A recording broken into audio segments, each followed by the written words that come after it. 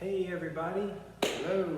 this is the Old North State Winery Thursday night tasting virtually. For those of you that can't be here with us on Thursday night at 6 p.m. downtown Mount Airy, we do this virtually. You come by, you get a couple bottles of wine. Chef, you do these amazing food pairings, and you can watch from the convenience of your home or wherever you can hook your YouTube video up to, maybe on a helicopter. What fun that would be. Yeah. Please Like send not on the helicopter, but maybe dangling from the rope.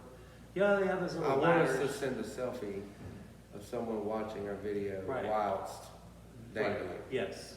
If Although even just being inside the helicopter would be cool too. I agree, but if y'all don't mind, go ahead and get to work on that. We're But gonna if need stuntmen out there. we're gonna need all you 30 Women. people that are watching to go out and take a picture of you watching this hanging from a helicopter. That's not an unreasonable request. I don't think so at all. I mean, there's helicopters everywhere. I promise we haven't been drinking before this video. This isn't take two. We haven't been drinking that much. Anyway, so what's this? I may have forgotten to press the play button on the last time, the record button rather. And so we did have a great conversation. We had a great time. It was not on video, but hey, that's kind of what we do. We use this video as an excuse to hang out and drink, and so hey, it's working whether it's recorded or not. True enough. So, Old North State Winery is downtown Mount Airy. We do this every Thursday night at 6 p.m. in person. I'd love to have you here and talk to you about wine, meet friends, and eat good food. It's a great way to get your weekend started a wee bit early. And we're so fortunate to have, great distributors and importers that have been able to keep us with fresh new wines all the time. All the time. We don't repeat wines, and it's great. So you think about it, that's like 200 bottles a year of different wines that you get to try at 4 bottles per seating. So we have met a great guy by the name of Andy at Elephant Corner Importers from South Africa. We're really excited about working with him and all the things that he can bring from South Africa. So, and Chef, we're talking about doing a wine dinner with him. Yeah, I really hope to make that happen this spring. That would be a lot of fun. I mean, he's got an amazing portfolio. What a character too. He's so much fun to talk to. You'll just forget. Yeah. You'll lose Great track of time. personality. You'll just sit there and just, he's got great stories and he's got such a wonderful personality. Just a great guy to be around, and really looking forward to putting that together. Yeah, him and his partner back in South Africa are producing wine and representing other wineries as well. So his portfolio is pretty massive. So we have a lot of South African wines to cover over the next year or two. And we're going to sprinkle them in on our videos and our Thursday night tastings and our chef's tables. And of course, if we have a wine dinner, we'll feature several of his wines. But we're going to introduce you to the most classic grape of South Africa is Pinotage. This cross was, basically made in South Africa for South Africa, and it's really kind of a hallmark grape for that area. I love this grape. It has a wide range. It can get really kind of to the funky, weird side. This is not that. This is very, this is more on the fruit-driven, delicious wine here. But one thing is for sure, Pinotage is always complex. And depending on your flavor profile, what you're into, you can take this complex wine in a myriad of different directions. This one happens to be in just this quaffable, delicious version that I think you will find. This is one of the rare times that Chef has actually tried this wine before the video. Not because I screwed up pressing the record button, mind you, but he took a couple bottles home to study over the weekend. I love homework. And what were your thoughts on it, Chef? We'll just cut right to the chase. What were your impressions of this Pinotage? Well, it was great, and this was my day drinking wine. So this was my Sunday afternoon wine, and it was perfect. Sunday was a day of recovery, from the week, and so you don't want anything too intense.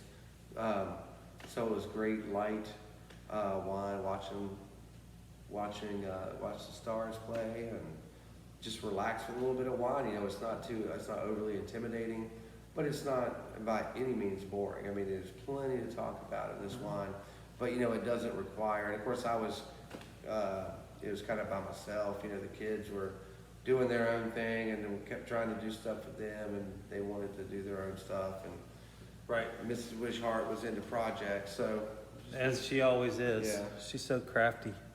All right, so probably failed to mention that, but let's go ahead and talk about that. Buffelsfontein translates to Buffalo Fountain, and apparently this was an area that was known in the northern part of South Africa, known for gold mining. And Andy, he likes to say that this is kind of like liquid gold, this wine. So there's a little correlation there for you. I also want to make note, Chef, that this is not lacking in alcohol whatsoever. You wouldn't know it by tasting it, but the listed ABV here at 14.5% is and most pretty, people go low. Yeah, that is very, That's way on up very there. showing to me of the quality of wine here. Now, this is also another great indicator. You know, this is seen oak, and it's seen 12 months of oak.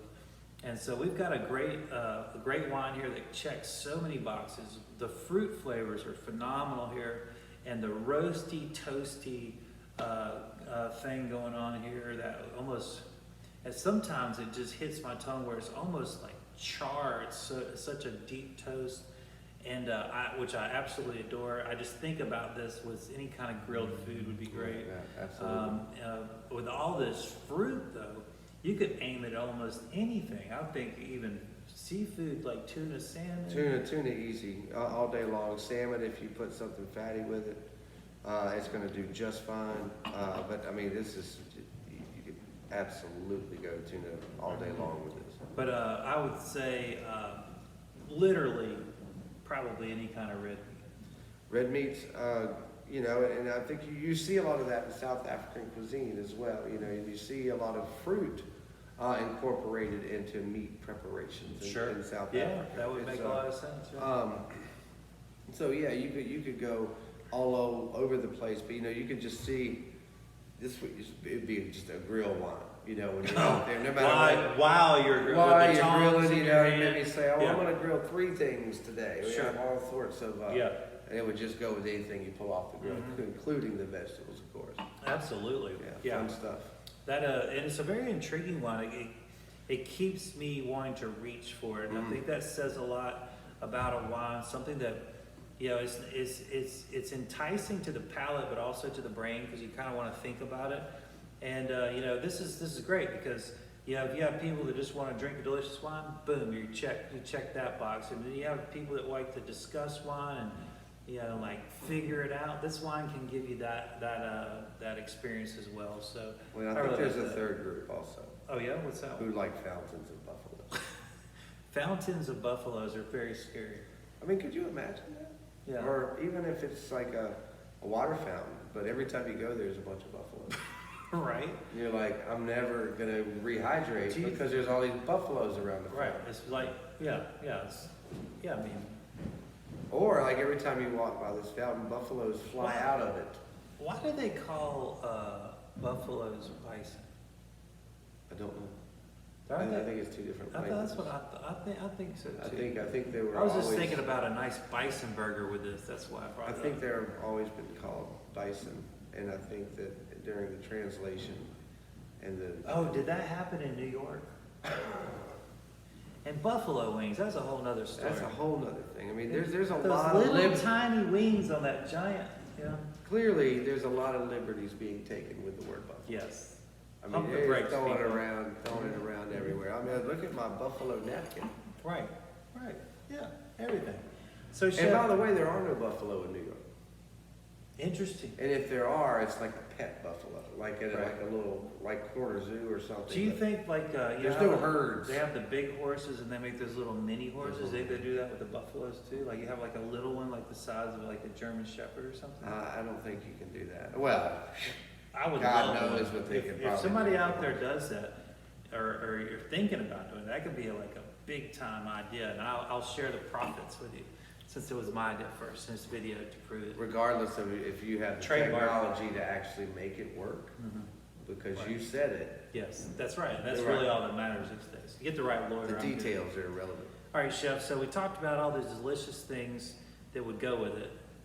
What are you gonna throw Well, in? we're gonna throw something delicious at it. We're gonna take our flank steak and we're gonna roll it out Okay. and we've got a little stuffing of sauteed mushrooms. Excuse me. Talk about feeling better now. All of a sudden, Yeah. sauteed mushrooms, braised leeks, Chapel Hill Creamery Calvander cheese. We kind of mixed all that together. A little egg. Stuff that into our flank, and then we wrap it in the end parts of the leeks, and then roast it. Wow. Yeah, That's super gonna delicious. be intense with flavor. It a lot of it umami there. A lot of too. umami. It can handle it just fine. I Oh, think no doubt about it. this is going to be be a nice complement to this wine. We don't like to do food that gets under or over a wine. We want it to complement the wine, so I think it's gonna do that. Oh, chef, since we're talking about, pairings, we should talk about your chef's lunch that we started today. Oh wow, that's right. So we're launching a little daytime chef's table experience, and you and I are up there and ready to serve, and it's 3 courses, maybe a little treat thrown in there, but Only for the good kids. the good kids. Yeah, if you behave yourself. But it's perfect size for lunch. You got a little appetizer and an entree and a light dessert, so you can still keep going and enjoy your day. But it's nice enough for it to be significant and it be you feel like you're doing what we offer on the weekends, only it's Right. a daytime. And you're in and out an hour. In and out an hour. And you Instead can of make it longer if 3 you and a want, half. because if you want to, do the wine pairings with it and linger and chit chat, you can certainly make an afternoon of it. But we kind of wanted it to be as an elegant little treat, but not be a hindrance to your day. Yeah, it's your choice. We'll feed off of you, and we have that optional wine pairing. I know not everybody's drinking wine if you're going back to work, but if you are, we're going to have some beautiful wine selections to go with that as well. So probably some South African wines too. So with that being said, keep us in mind if you're looking to impress, or if maybe you have an anniversary or birthday and you don't want to do the dinner thing. It could be a real special lunch for a special occasion. Well, and, maybe that friend you've been meaning to get up with and catch up, just want to meet for lunch, and it's a great little thing to do. Especially if they're from a big city where they they know fine food. Yeah. Yeah. So the chef's table has been great, chef. Gosh, we just keep pumping out these beautiful, Crazy. It's an experience, and by every means of it, because we experience through the guests. Yes, absolutely. And Absolutely. so our chef's table, over the last, I don't know how many weeks in a row, have been just so, it's just been a great connection. Been a lot of great camaraderie between the guests and for us as well. Sometimes you get folks that just aren't into talking or into the people there, and that's fine. It takes all types, but been on a good run lately with people. A lot of great connections, and not only between, like we were saying, between each other, but with us as well. It's been a lot of fun. I feel like we've made some friends, chef. I can completely concur. Good last drop. I missed one little drop there. I had to get it. So, like I said, we're doing a couple of classics today in terms of, kind of identifying a varietal to an area. And so we're going to move on to southern France in the Cahors region. Haut-Monplaisir. So this is a wonderful producer from the Cahors region. And when you see Cahors, they really don't have to put that because it's Malbec. This producer has been doing it a long, long time. A lot of people don't realize that Malbec came from France. This is the ancient area that the grape derived from. Believe it or not, I don't know. That's where they think it came from for sure. It used to be a prominent grape even in Bordeaux, but post-phylloxera, they didn't really replant much at all, if any. So Malbec's last bastion of, their last real area for Malbec in France is in Cahors. It's just east of Bordeaux.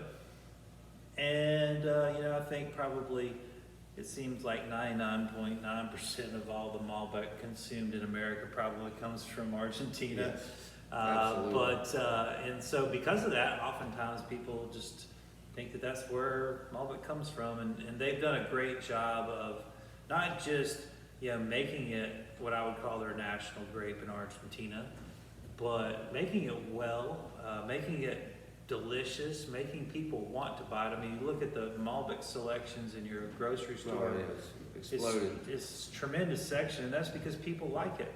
But I want people to know, where it really came from. And honestly, to me, this is it's a, I hate to say this, but more authentic. It's just more of home, I guess, maybe is a better way to put it. Because I think any wine could be authentic if it's made in the right way. It doesn't matter where it's made or grown. It just needs to be made in the right way, and then it's authentic. But this is the roots, so to speak, of Malbec. So let's taste it instead of me rambling on about it. How about that? Cheers. Cheers. I like it. What a beautiful nose. Yep.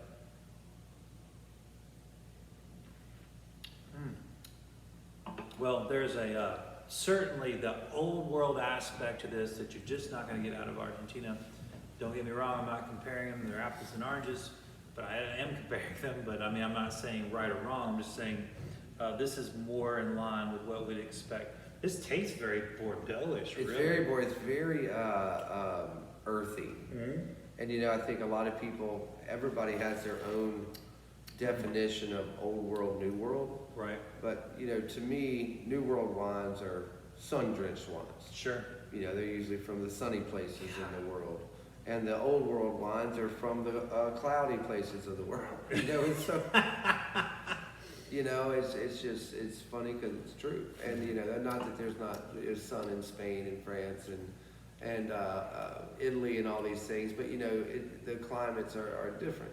Mm-hmm. And I just, a sun-drenched South American Malbec tastes every bit like a sun-drenched South America Malbec. And this area of France, has a lot of fog, has a lot of rain, has a lot of mild, temperate, sometimes even very cold weather, and it just tastes like it. It tastes like the earth. And so it's getting more of its character from the earth than it is from the atmosphere, if that makes sense. It's not sun-driven is what you're saying. Right, I mean, and so, it's getting a lot of lower, it's getting as much of its character from the fog and the rain as it is from the sun, and I just love this style of wine. It is a beautiful expression here. We have a lot of spice, beautiful precision flavors here, baking spice all over this thing. I really adore this. This is a more complex Malbec than you would get from most wines at this price point. You have to give it a minute too, because it can be, flat's not the right word. It's very toned, and so on the end, as you just don't take your next sip too quick and just let it kind of develop on your palate, and all these things just start to bloom. It's really, really, really nice. The acidity here is fantastic. It's just really guiding you through with those just real fine tannins. It's approaching dusty. It's pretty close to it. Just a real classic. This is Malbec 101, but it's certainly it's not simple either. It's fantastic. What a great treat. Chef, what you gonna throw at this? Well, I was on the fence. I'm gonna give you a little bit of choice. Okay. So we got a really nice cheese. We got the Fool's Gold Mm-hmm. from Prodigal Farm. Was Yeah. really kind of eyeing that Yeah. for this week. But also I'm making chicken tarts tomorrow. Mm-hmm. So, you know, little French tart, never. Sure, what Heard will anybody. be in the tart? Well, I don't rightly know yet. I mean, you're certainly going to have, there's going to be probably just Parmesan, but the base is going to be more creamy. Mm-hmm. So, I don't know if you I'd want. probably go with the cheese. That's what I was thinking, but those were the two things I had in my head, wanted Yeah. to taste the wine. I'm thinking the custardy thing may need one of the other two Right. that are on Yeah. the offering for the in-person. Yeah, we have a Um, beautiful Chardonnay that we're gonna be serving. Well, love that. Yeah. Certainly the Yeah. egg and the cheese and the chard are gonna be. Right, yeah. All right, so yeah, we're going to do the Fool's Gold, which is a cider brushed cow's milk cheese from Prodigal Farm, and I'm sure I'll throw some treats around that. We've got some of that cherry pie, so we may probably throw some of that in with it. Nice. It'll be delicious. Oh, you'll have to tell Lauren that I was getting into that salami she got me. That'll make her day. Yeah, that was some good stuff. She got me some salami for my birthday, and it's absolutely delicious. That will make her day. Well, you know, salami's good with just about any kind of wine. I don't know how you can go wrong with salami. Yeah, I mean, you just run the gamut. yeah, it's Meat one. and fat and Mhm. spice. I mean, you can make it work with anything. Well, Chef, you know, we've been meeting a lot, and we've My also. God, we sure have. Yeah, but it's productive. Productive, Yeah. yeah. It's just, So we've got this, you know, we talked about the chef's lunch on Wednesdays. But, yeah, I think two of the bigger things that we talked about were Easter and Mother's Day. Yeah. Because those were kind of, they've been in limbo the last couple of years, and we're going to. rapidly approaching too. So we're going to have brunches on both of those Sundays, which Full is really on. exciting. Yeah, full on brunches. Yeah. How long? It's been since, what, February of 2020? That's when It's it been a really full 2 started. years. Yeah, it's Been a and full we, 2 I think we years. closed, all the closed in restaurants March. got closed in the state in March. In March. So it's been since February of, it's been, you know, over 2 years since we've done one of our Sunday brunches. So Yeah, this will be a nice return for that. It'll be Yeah. great for us. yep. So, mark your calendars for those two things. So we're really excited about things being somewhat normalized. I know that they probably won't ever be completely, but I think there's a sense of like this. Come along, Yeah, come along. yeah. Yeah, and that's what we need. We need to start somewhere. Mm-hmm. That's a good place to start. Absolutely. Well, I hope that y'all are enjoying these wines and these beautiful treats the chef has created for you once again. And we will be back with another great video next week for all of those that can't be here in person to have a toast with us. But we'll toast with you soon enough, I guarantee. And to all my friends out there, thanks for watching, and we will catch you next time. Take care. Thank you, everyone.